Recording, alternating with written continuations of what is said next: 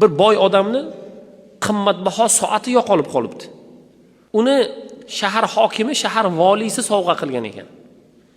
Qimmatbaho otlaridan xabar olaman deb otxonaga kirsa, otxonadan chiqqandan keyin qo'liga qarasa soat yo'q. Soat-ku mayli deydi. Buni shahar valisi sovg'a qilganligi uchun har zamonda meni qo'limdaligini ko'rsa, ehtiroman xursand bo'ladi, uni topish kerak deydi. Otxonaga kirdik, otxonadan oldin somonxonalar bor. O'yladimki, somonni ichida bu soat yo'qolgan. Biz qidira boshladik deydi boy.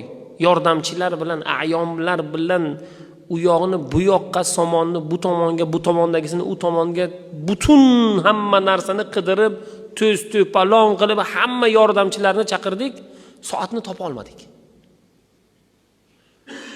Noumid bo'lib ko'chaga chiqsam, bir guruh bolalar, bir qancha bolalar o'ynab yurgan ekan.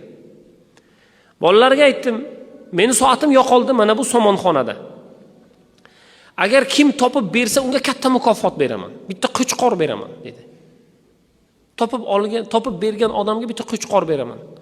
Yoki ko'pchilik topsa, o'sha qo'chqorni so'yib, to u qo'chqorni go'shti tugaguncha ziyofat qilib beraman degan ekan.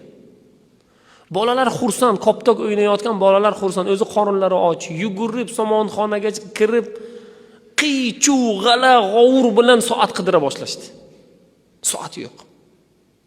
Ular aytishdiki, yo'q, biz topa olmadik. Ancha soatdan beri qidiryapmiz. Somonxonaning tipitini chiqarib tashlashgan, soat yo'q.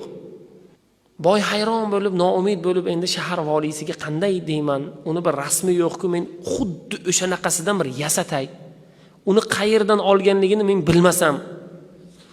Puliga gap emas, lekin uni obro'li odam sovg'a qilganda gap. Bir bola keldi, oyog'i cho'loqroq, ozg'in.